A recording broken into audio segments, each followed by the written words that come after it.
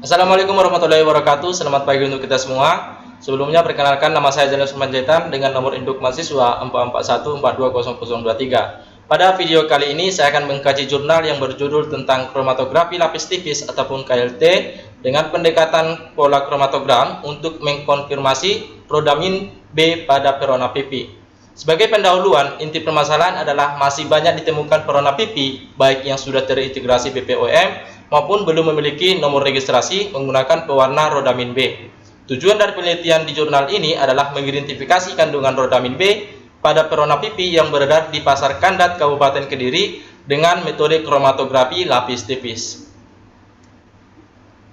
Sebagai teori di dalam jurnal ini, perona pipi ataupun disebut dengan blush on adalah jenis produk kosmetik yang digunakan para wanita yang dapat berfungsi untuk memperindah kulit dan memurahkan pipi sehingga penampilan lebih mudah dan menegaskan bentuk tulang pipi. Rodamin B adalah bahan pewarna sintetik tekstil yang berbahaya yang dapat menyebabkan kanker pada jaringan ikat, yaitu sarkoma pada studi mencit dan tikus, dan juga berbahaya apabila kontak dengan permukaan kulit. Sesuai dengan peraturan Kepala BPOM Republik Indonesia nomor 18 tahun 2015 tentang persyaratan teknis pembuatan bahan kosmetik, bahwa penambahan bahan berbahaya dilarang dalam pembuatan kosmetika karena akan berisiko menimbulkan efek negatif bagi kesehatan, yaitu bersifat karsinogenik. Metode dalam jurnal ini dilakukan identifikasi rodamin B menggunakan metode kromatografi lapis tipis ataupun KLT, di mana dibuat 3 perbandingan larutan, yaitu larutan A sebagai larutan sampel, larutan B sebagai larutan baku, dan larutan C adalah spike ataupun larutan campuran.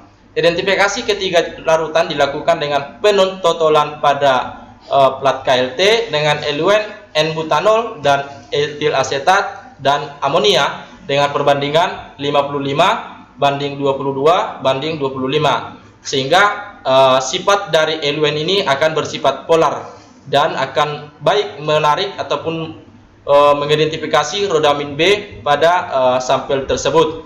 Pengamatan noda yang terbentuk dilakukan dengan menyinari di bawah sinar UV 254 nanometer yang ditandai dengan noda berfluorensi kuning dan merah muda yang sebagai hasil positif dari rodamin B. Dari noda terbentuk dihitung nilai RF larutan A, B, dan C. Selanjutnya pembahasan analisis kandungan rodamin B pada sampel perona pipi yang berada di Pasar Kandat Kabupaten Kediri. Dilakukan analisis kualitatif dengan menggunakan kromatografi lapis tipis.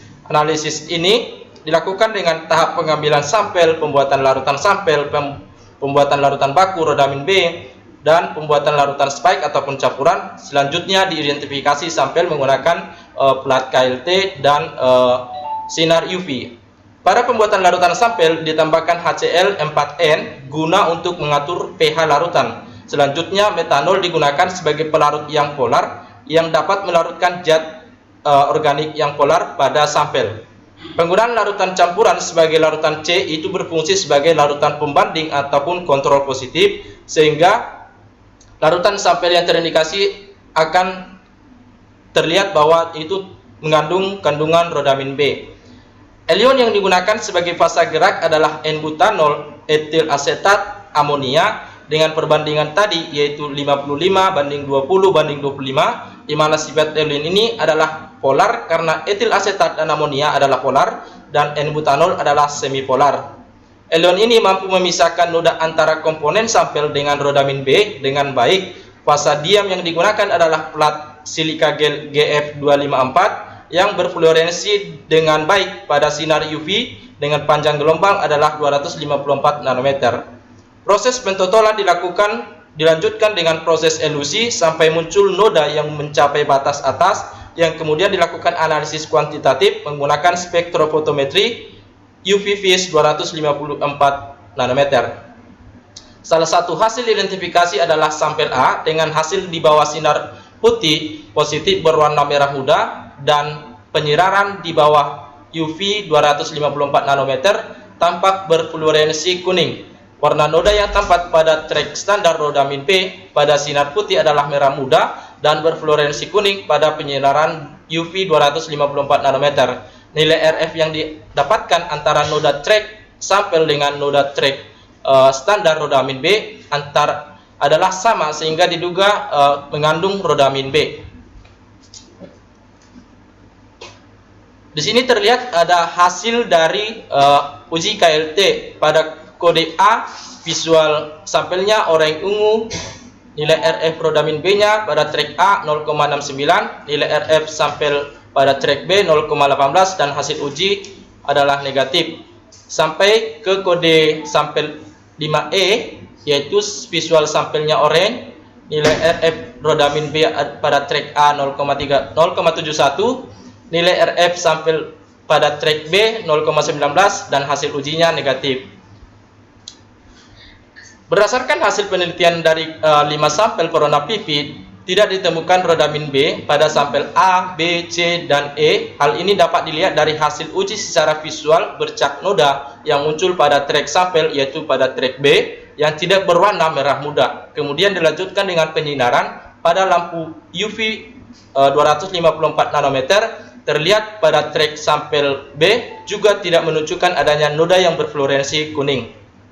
Pada kelima sampel tersebut tidak terdapat satupun noda yang memiliki harga RF yang sama dengan pembanding. Jadi dapat disimpulkan bahwa kelima sampel yang diuji tidak mengandung rodamin B. Nilai RF rata-rata dari rodamin B yang diperoleh pada penelitian ini adalah 0,71. Nilai RF tersebut tidak jauh berbeda dengan nilai RF rodamin B dengan elemen yang sama dari hasil penelitian.